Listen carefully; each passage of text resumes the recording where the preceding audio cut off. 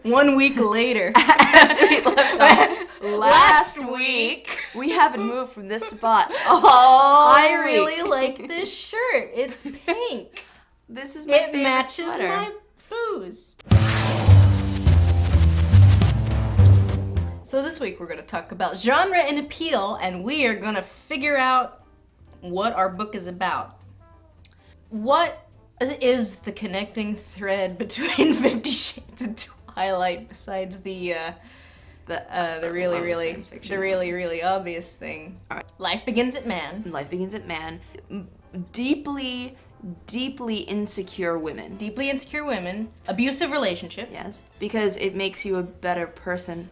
And also because you have to save them somehow. Yeah, you have to save them. They have to save the man. Oh, and the biggest biggie, man withholds intimacy. That would make sense. The plot is trying to get what that man is withholding from you. Fix him. Life begins at man. Martyred. Life begins at man. The original idea we came up with at Sexy Alien Book at Twitter was it's an alien at a high school and he's kind of Invader Zim style there, but but he's a good guy for some reason, but he's conflicted about something. Like he's a splinter group. Like trying to be on the down low, yeah, but not wanting to be drawn into the intergalactic war that the humans don't even know about. Yeah, there's an intergalactic war, and he's there for like reconnaissance or something. I think he doesn't like us. But here's the thing, though. Right now, we've already given it more plot than Twilight or 50 Shades. Cry like you've never cried before. To Stephanie Meyer's credit, and oh my god. Twilight is so much better written than 50 Shades of Grey. Like, it boggles my mind that so many people are reading 50 Shades of Grey and going like, yeah! This is my fantasy, and, you know, if other people like it, great. I feel like, in a way, E.L. James is like the Michael Bay of writing, because she's alright at drawing people in and driving the plot forward, and people keep coming back and keep going like, yeah, this is legit. But it's just like she's so somehow bad driving the plot forward without having a plot either. I apologize, Mr. Bay. That was way out of line. I am so sorry. I think you've had enough. It's like Michael Bay understands his craft. E.L. James does not. Fan fiction, most fan fiction, and there's definitely fan fiction that gets very plot heavy, but the majority of fan fiction is more focused on exploring the characters' relationships with each other.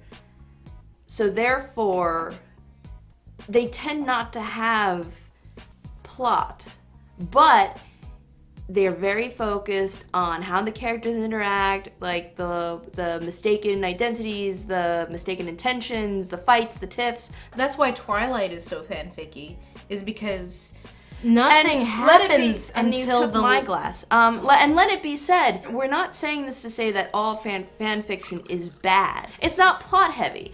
It is enjoyable, but that there's clearly a demand for that. There is a demand for the most part by women for character-driven stuff that's not plot heavy, and that is part of what drives me crazy about Twilight, is the fact that it's not plot heavy to the point where the plot, when it does show up, 600 pages in or so. Mm-hmm.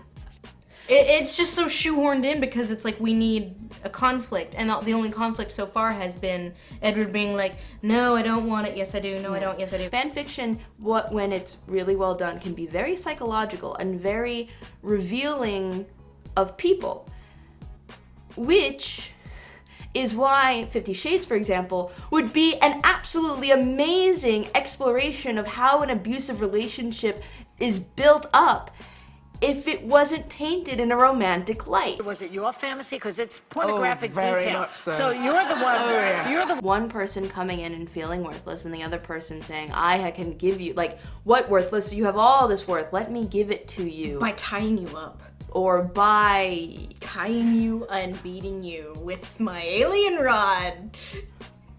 Because we're derivative. There's so much shame surrounding sex. If you're tied up, then you cannot, and you're not responsible for your own actions, and then you can enjoy whatever's happening to you. So we could find a way to contrivedly make it a paranormal thing and throw in the BDSM, because why not?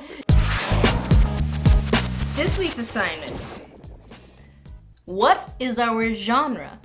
Are we gonna go with young adult, Twilight, I'm afraid of sex, we never have any? Or we get married before we do. Or are we going 50 Shades, lots and lots and lots of sex? But then wondering if we're a whore for liking it. And you're not responsible for your own actions, and then you can enjoy whatever's happening to you. I feel like I should mention that Twilight with aliens has been done. What's it called? It was called Obsidian, and that's the big, I think that's the most popular one out there, and it's literally like she moves to a new town, at this time it's in West Virginia, and she, you know, meets this boy in school and he's an alien, and Should this have a paranormal element to it? Should it be aliens? Should it be robots? Should it Twilight with robots, I haven't seen, like, I sometimes poke around the young with adult. androids? I am programmed in multiple techniques. A broad variety of pleasuring. You know, bitches love Data. Why Why not? Data. Fully functional. He's fully functional. What is our gimmick? 50 Shades with robots? That would be, like, this is already 5,000% more awesome than any of these bitches. The BDSM bots, and one of them, like, grows a soul somehow. So were they like sex bots that like... Yeah, it could be like an AI with the Jude Law. And he's like a prostitute bot. This is already way too interesting for our project. Tone it down! Bring it down! Bring the thought level down, man. She a goes brain to and school, and there's a robot, He just wants to be... or an alien. He just doesn't want to live in District 9 anymore. Yeah. Here's a prawn, but he's a sexy prawn. He wears a human suit he made out of human skin. He can have like the Phantom, like he takes off his human mask, and she's like, "You're beautiful."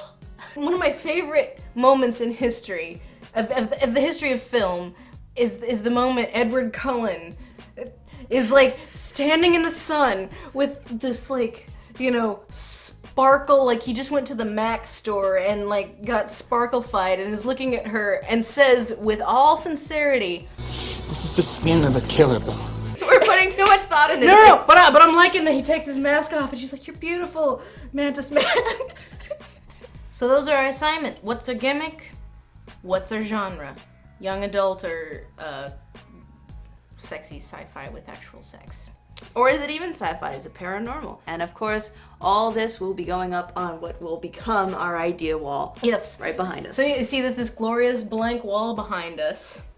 We need to fix this. So send us wall things so we will have ideas and fun romance novel-y things for us to put up on our wall. Send us your ideas about gimmick, genre, all sorts of fun observation. Tweet us at ShayApocalypse, hashtag 50 Shades of Green.